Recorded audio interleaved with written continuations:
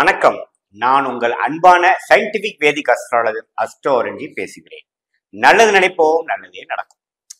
தொடர்ந்து நம்மளுடைய வீடியோஸ் எல்லாம் பார்த்துட்டு இருக்கோம்னு நம்புறேன். சயின்டிபிக் வேதிக் அஸ்ட்ராலஜி முறையில, அதாவது வேத ஜோதிடம் அறிவியல் சார்ந்த கலை என்ற ஒரு கண்ணோட்டத்துல மிகைப்படுத்தாமல், மூட நம்பிக்கைக்குள்ள போகாமல், பரிகாரத்துக்குள் போகாமல், உள்ளது உள்ளவாறு நம்மளுடைய சேனல்ல பாத்தீங்கன்னா ஜோதிட கருத்துக்கள் பார்த்துட்டு இருக்கோம். அந்த வகையில இந்த வீடியோல நம்ம என்ன பார்க்கிறோம் அப்படின்னு பாத்தீங்கன்னா, துலாம் ராசிக்கு தமிழ் புத்தாண்டு 2024 ஏப்ரல் 14 நடக்கக்கூடிய அந்த தமிழ் புத்தாண்டு பலன்கள் எப்படி இருக்க போகிறது, அடுத்த 12 மாசத்துக்கு துலாம் ராசிக்காரர்களுக்கு எப்படி இருக்க போகிறதுங்கிறது பாக்குறோம். அதுக்கு முன்னாடி நம்மளோட சேனல் ஃபர்ஸ்ட் டைம் வரவங்க மறக்காம சப்ஸ்கிரைப் பண்ணுங்க, பெல் ஐக்கான் கிளிக் பண்ணுங்க, உங்களுக்கு பிடித்த வீடியோஸ் ஃப்ரெண்ட்ஸ் அண்ட் ரிலேட்டிவ்ஸ்க்கு ஷேர் பண்ணுங்க.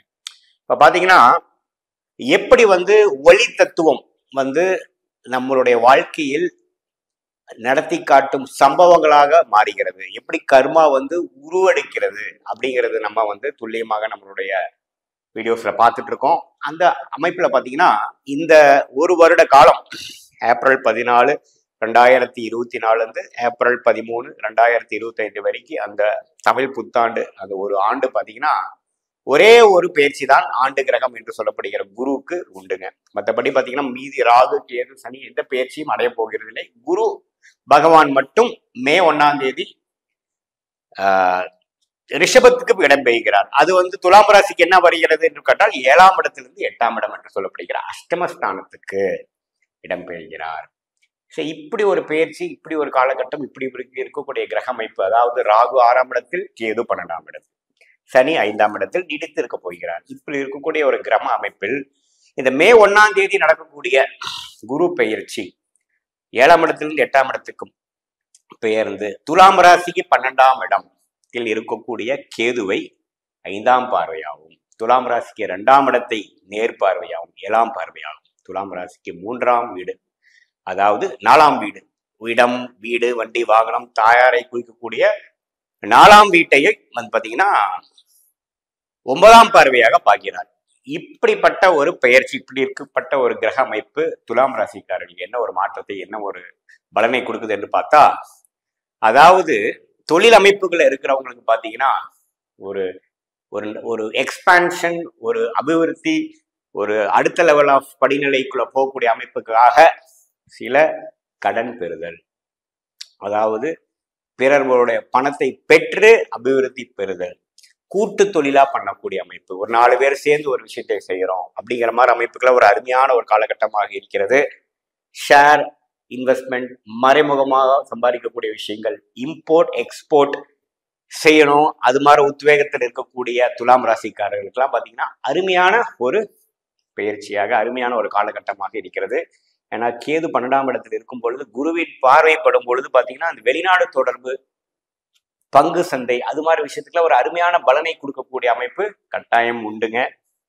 இதுவரைக்கும் பாத்தீங்கன்னா ஒரு மாதிரியா ஒரு கட்டுக்கோப்புல இருந்த சில அமைப்புகள்லாம் கொஞ்சம் எக்ஸ்பான்சிவா நம்ம கம்ஃபோர்ட் ஜோன்ல இருந்து வெளியில போய் வெளிநாடு போகணும்னு நினைக்கிறவங்களுக்கு வெளிநாடு போகக்கூடிய அமைப்புகள், வெளி மாநிலம் போகணுங்கிறவங்களுக்கு வெளி மாநிலம் போகக்கூடியது, டிரான்ஸ்ஃபரே வரலையே அப்படிங்கிறவங்களுக்கு டிரான்ஸ்ஃபர் பெறுறது அப்படிங்கிற நிறைய மாற்றங்கள் நிறைந்த ஒரு காலகட்டமாக இந்த தமிழ் புத்தாண்டு துலாம் ராசிக்காரர்களுக்கு உண்டு. வருமானம் பெருக போகிறது. 2ஆம் இடம் தனஸ்தானத்தை பார்க்க போறார். உங்களோட வாக்குக்கு ஒரு நல்ல ஒரு மதிப்பு கிடைக்க போகுது, ரெகக்னிஷன் வரப்போகுது, குடும்பத்துல கொஞ்சம் அமைதி இருக்க போகிறது. இப்ப பாத்தீங்கன்னா ஒரு கம்ஃபர்ட் ஜோன்ல இருந்து அடுத்த லெவலுக்கு போகக்கூடிய விஷயம் எல்லா ஒரு வயதினருக்கும் துலா ராசிக்காரருக்கு உண்டு. மாணவர்களுக்கு பாத்தீங்கன்னா கொஞ்சம் படித்ததுக்கு அப்புறம் ஹையர் ஸ்டடீஸ், வேலை நிமித்தமாக வெளி மாநிலம் போறது, வெளிநாடு எதிர்பார்த்துட்டு இருக்கிறவங்க வெளிநாடு போகக்கூடிய அமைப்புகள் உண்டுங்க.